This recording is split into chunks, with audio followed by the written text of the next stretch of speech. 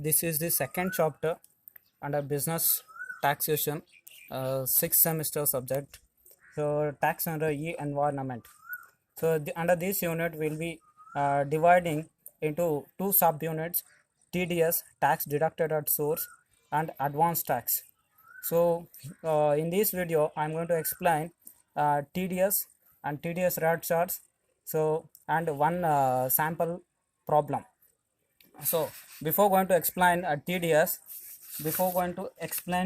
concepts, let me give a brief introduction about tax collection by government from the assessees.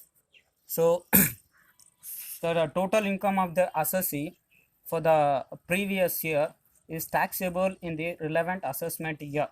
So for example, the total income for the previous year 2018-19, total income for the previous year 2018-19, previous year 2019 is taxable in the assessment year 2019-20. However, income tax is recovered from the assessee in the previous year through tax deducted at source, tax collected at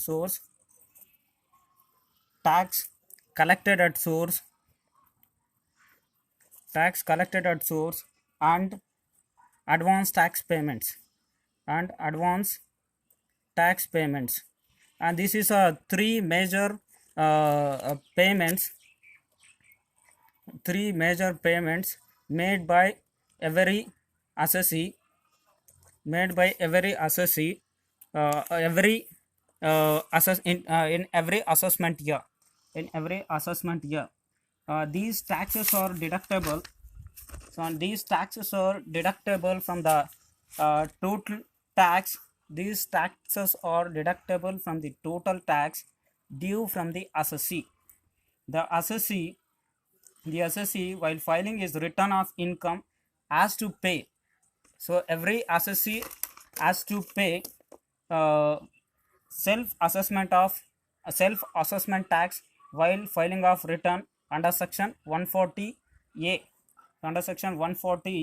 After deducting the above said payments, like TDS, TCS, and advance tax payments. So now let me give a brief introduction about TDS. Under TDS, TDS is a tax deducted by assessee at a prescribed rate, is made mandatory by the income tax department on certain persons responsible for making some payments. So the deducted tax has been deposited to the respective deductees PAN account in the government. So respective assessees PAN account in the government. So there are some of the advantages from TDS. So here there are some of the advantages from the TDS. The first one is responsibility of sharing for deductor and tax collection agencies. So the next important advantage is prevents tax evasion. So tax evasion is nothing but so illegal activity in which a entitled person or entity deliberately avoids paying true tax liability by the way of hiding is actual income. So the assessees or entities are avoiding payment of taxes in every assessment years. So through TDS, so we can avoid the tax evasion. we can avoid the tax evasion. This is one of the greatest advantage of the TDS. The next important advantage is it ensures a steady source of revenue for the government.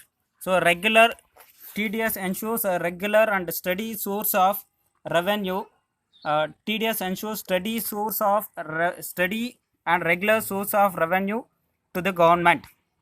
So here there are some of the tax rates. Here there are some of the tax rates.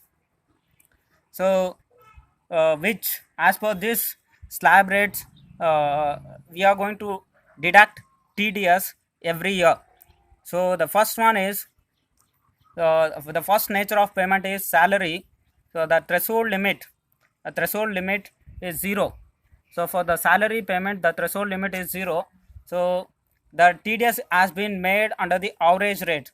So that will be calculated by dividing total income of the assessee, by dividing total income of the assessee with 12 months. So we will be receiving average rate of TDS. So for the salaried employees.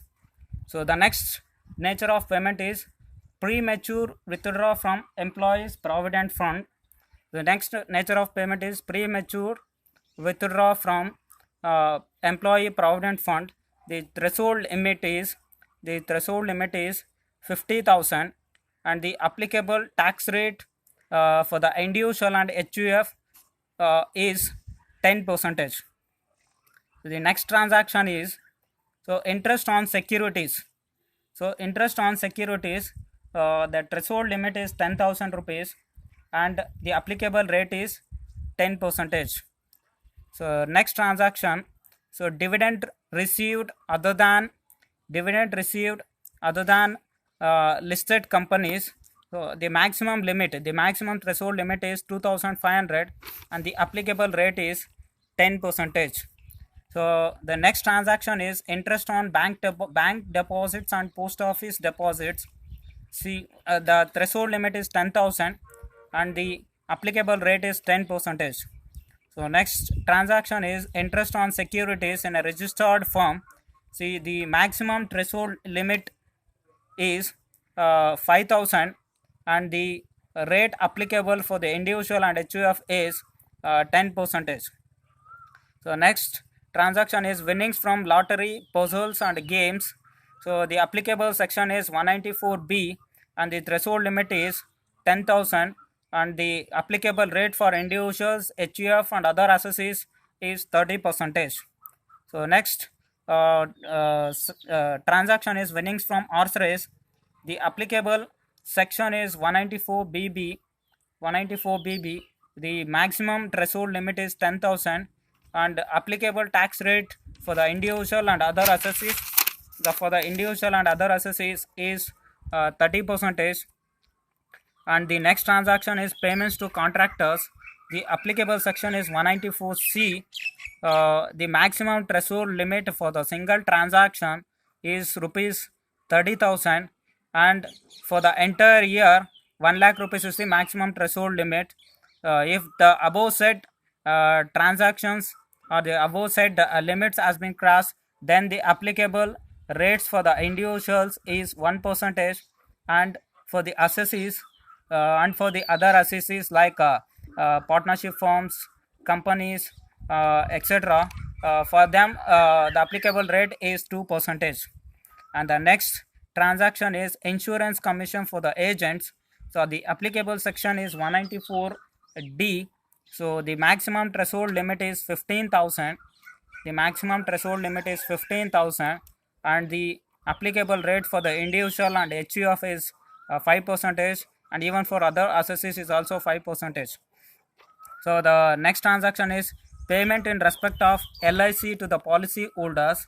So on maturity of the policy, the maximum threshold limit is 1 lakh rupees and the applicable rate for the individuals and HUF is 1%. So next transaction, withdrawal from National Savings Scheme. The applicable section is 194E and the maximum threshold limit is 2500. So the applicable rate for the assessees is 10%. So next transaction is commission on sale of lottery tickets.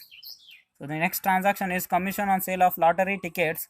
So the maximum threshold limit is 15,000 and the applicable rate is 5%. So the next transaction, any other commission or brokerage received by the individuals or any other assessees, the maximum threshold limit is 15,000 and the applicable rate is 5%. So the next transaction is transfer or sale of any immovable property. Transfer or sale of any immovable property by individual assessees or by any other assessees. So the applicable threshold limit is 50 lakhs rupees and the applicable TDS rate is 1%. So the next transaction is rent paid on land and building. The rent paid on land and building. So the maximum threshold limit is 50,000 per month. So rupees 50,000 per month. 50,000 per month. The applicable rate is 5%. The applicable rate is 5%. And the next transaction is professional or technical fees. The professional or technical fees, 30,000 rupees is the maximum threshold limit, and the applicable section is 194J, and the rate is applicable TDS rate is 10%. And any compensation for acquisition of immovable property, any compensation for acquisition of immovable property by from the any assessees.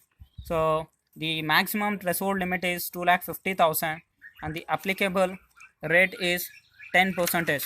Here is a small problem. So I'm going to explain this particular problem. So I'm going to explain this particular problem in a next video.